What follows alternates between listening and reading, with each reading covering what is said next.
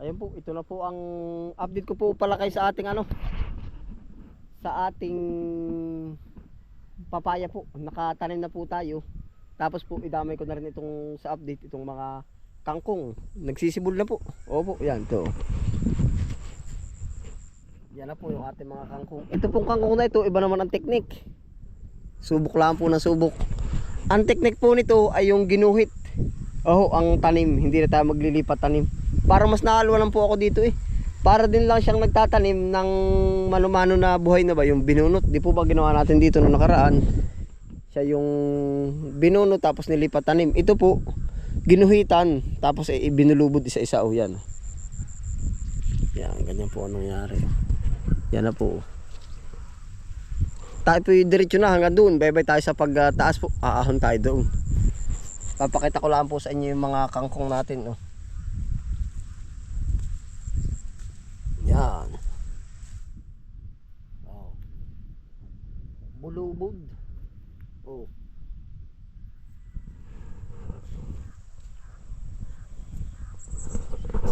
Dalawang plat, kaabay din po niyan, kangkong.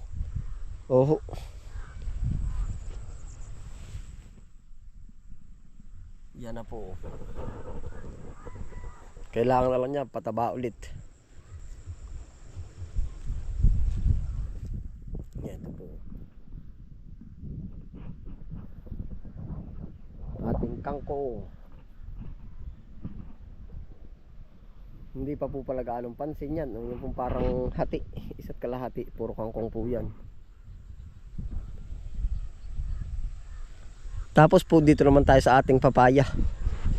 Naitanim na rin po natin yung ating papaya. Tapos ngayon po ang kinuha natin na papaya ay sabi ko kaya natin ng 60. Tumatawad tayo kay Sir Ryan ay hindi tayo na kumbaga dapat po ang presyo noon pag yung per piraso ay 35, 300. Di dapat yung 30 piraso ay 1,000. Ngayon po ay binigay sa atin ng 30 pesos per seedling po, per tanim. Ay di ang kinuha po natin 30 puno, 30 times 30, 900. Yun po ang ating papaya. 30 ka puno. Tapos po ngayon atin pong naitanim na po. Ito na. Yan na ulit ang mga panimula natin. Panalo. Papunta na po tayo sa Tag-Araw kaya tayo diretso na. Ang bilang ko po na matatanim nga natin ay 50 to 60. Hanggang dyan tayo. Sana maglalagay-lagay pa dyan. Ay ako po naman, ang sabi ko sa sarili ko po hindi na muna ako kukuha nung yung bang sobra-sobra po na hindi naman kayang itanim, hindi kayang kumbaga di magdagdag na lang ako sa pagdating uli nung panahon na kaya ko ng malalaki na siya. Minsan po kasi pag bumili ako ng pananim, inilalagay ko sa mga lilim, kumbaga hindi pa gaano nakalan prep. Yung mga kagatalong, kumbaga bibili ako ng 4 na tray, mapapatanim lang 3, yung dalawa, yung isa halos mapabayaan na. Nanghihinayan po ako sa ganun, sa gayon. Kaya ngayon po, ang papaya na in-order natin dapat ay 50 pataas, ay sabi ko 30 na lang muna at yan ang mas sa pakilasa ko mas madaling maitanim. Tayo po yung nanghihinayang talaga. Ang laking panghihinayang po. Kaya ayan na po yung mga papaya yun. Isa. Bandang isa. Tapos ito po. Dito po uli sa dati. Yeah. Panalo. Buhay na buhay Diretso na po yan. Mas bibilis na po yung kumarbo. Gawa ng nasa sariling lupa na siya. Yun Medyo nilaliman po natin ang baon para pag-usbong. Final na. Yun, ito pa po. Malapit na siya dito, didikit na. Papaya po uli. Yan. Wala pong kadala-dala si Kabisprin po ay napapag-anihan po naman. Kahit sibugin ng bagyo, wala po tayong magagawa. Talagang kasama sa kalamidad. Yan, ang mga nakatanim na po. Tapos pala po ito yung mga pampalahi natin ng kamuti. magkakamuti pa rin po tayo. Hindi pala ang natin na i-prepare. Opo, pero dadating po tayo diyan. Gawa po na sa panahon po ngayon, talagang medyo siksikan yung trabaho po natin. Yan, kung mapansin niyo po, may mga kamuti tayo ditong palahian, no? Yan. Wow. Papaya, meron pa oh. Bagi pang gulay-gulay, hindi pa po tayo mawawalan. Ito pa po.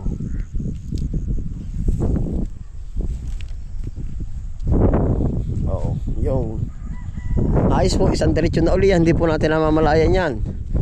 Ako na po sa inyo magsasabi. Dire-diretso na yan. Yun pa po. Ang liit. Kulang matabunan ng damo. Pero pag po umusbong yan ay oh.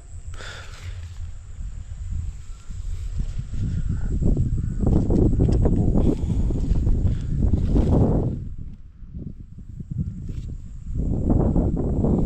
Yeah. Puro papaya. Yun.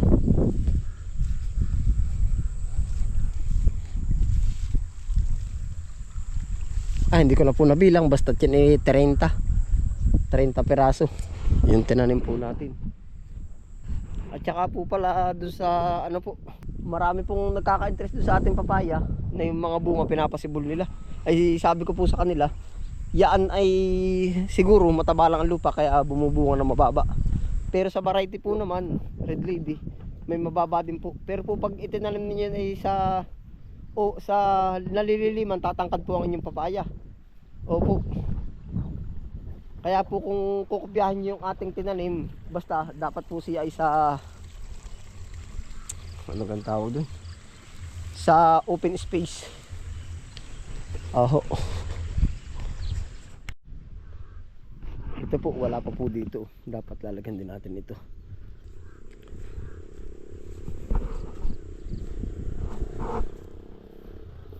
Yeah, ito po, may mga kapalit na po. Yan.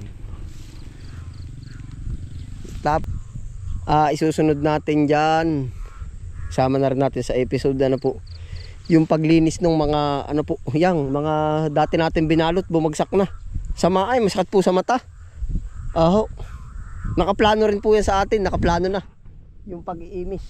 Na yung iba, pinaglagyan ng pataba, naiiwan. Oho. Yan po ay isasama na rin po natin sa ano gan tawag dun. Dapat pala kung tutusin, meron tayong checklist ano po, yung i-check po ba natin kung na okay na. Basta pumasok lang po sa isip ko, gawa ng kahit po ako personal, nakikita kong andyan na oh. Tapos ay di mas maganda nga kung may checklist, tapos sasabihin natin sa mga nakakasama po natin dito ano. Oh. Yun no, kato kamukha no. Sako. Yung pa, yung iba oh, pantabon dun sa makina, pinaglagyan ng pataba. Ayan pala ang maano natin dapat. Yan, ito pa po, papaya. Ito po, isang diretso na po uli yan. Kabis pa rin naman papaya dyan. Parang puro ano puro damuhan na damo nga po. Yan pa, pero yan po yung panimula na ng pagkarbo nila. Kung po natandaan niyo yung tinanim ko, ganyan nagsimula. Opo. Parang mga nakasangat-sangat lang yan sa gilid. Yan, ito pa oh. Oh. Pagkabiberde. Panalo. Tapos ito pa po yan oh. Marami pa pala tayo dito ang kailangan i-misin. Ito pa yung mga trellis. Oh, ang dami. Sakit sa mata.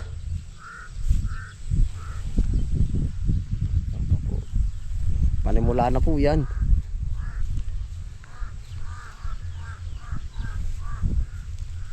Yan, basta po ang ginawa natin diskarte dito, nilaliman natin siya,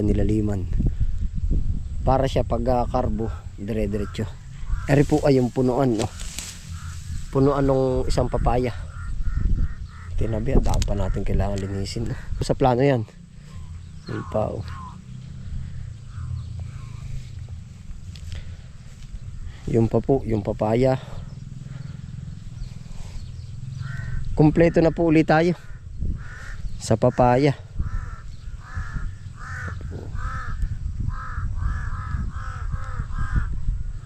mga ibon, oh, ang dami sa mulberry. Oh. Yung mga awak, oh, dami sa mulberry. Diyan sila nagpipinugad. Ito pa, oh.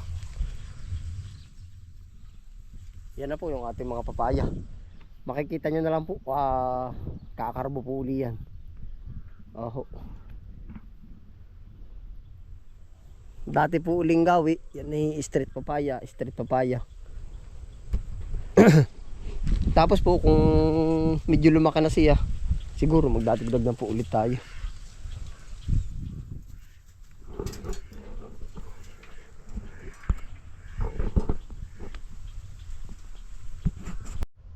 Yun po ang next na gagawin natin, lahat imisin. Opo. Hindi ko mamalahat, pa ilang piraso matipon. Opo. Mga gilid, yun po naman sa gilid doon, puro ano yun, pananim ng kamote, yung may papaya. Tapos ito pa rin po, mga gilid na ito, oh. May ano yan, may mga kamote pa. Paramihin pong kamote ito yan, oh. Pansinin niyo po.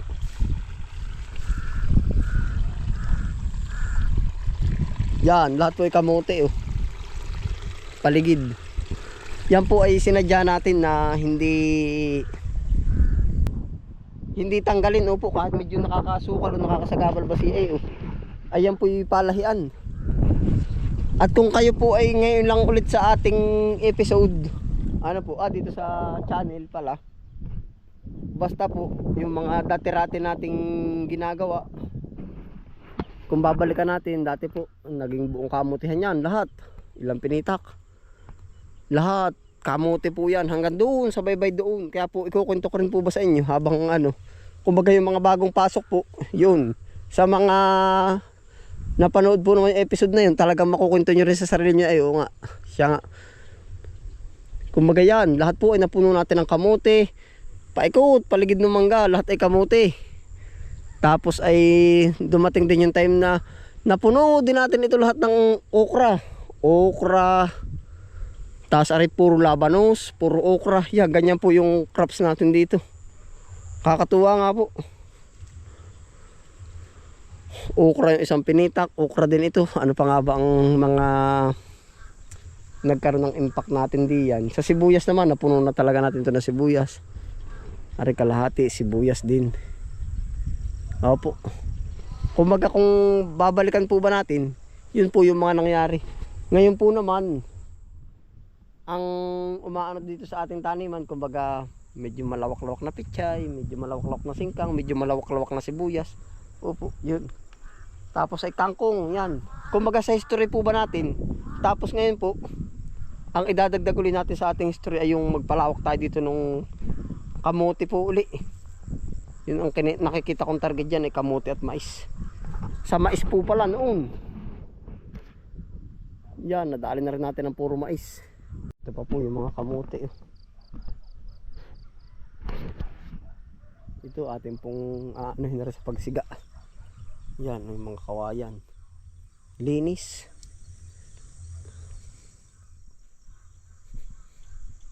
Ito pa po, may mga kamote pa ulit tayo dito. Yan, kamote. Di lang po pansin yan. No? Ari po ang plano kong sa pagpapalawak natin. Tayo ang layo na narating, ano, papaya, tapos papunta dito. Kumbaga, ito nga po yung mga susunod din natin plano. Bala ko po uling, kumbaga, ilang pinitak na kamote, ilang pinitak na mais. Opo. Yan po ang ating gagawin dito. May improvement na naman po at medyo may pagkatigal na. Habol po natin patigasin ay. Para mo po pwede na nga. Yan. Ay pwede na. Malapit-lapit na siya. Para ano na yung lupa. Bali ito po mula nung pagkatubigan. Itong isa, dalawa. Itong dalawang pinitak. Para 6 months na pong na bakante na siya. 6 months. Gawa po na hindi na po naanihan natin ito ng palay ay. Nung last na anihan. Tapos ito lahat active pa sila sa palay. Nito pero panimula na rin po sa pagpapatigas. Opo, nung palayan. Yan, nakarating na tayo dito.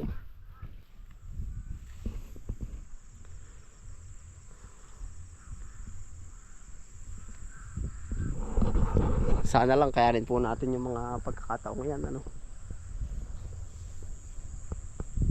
Mais dito tayo bababa, mais kamote. Dami pa po kung kailangan. Oh. Ayun, salamat po sa inyong pagsama. Ano po, yan na po ang naging ganap dito sa aktibidad po natin dito sa ating kaingin po. Ayun, salamat po sa inyong pagsama. Ingat po ang lahat. Happy la po. Bye.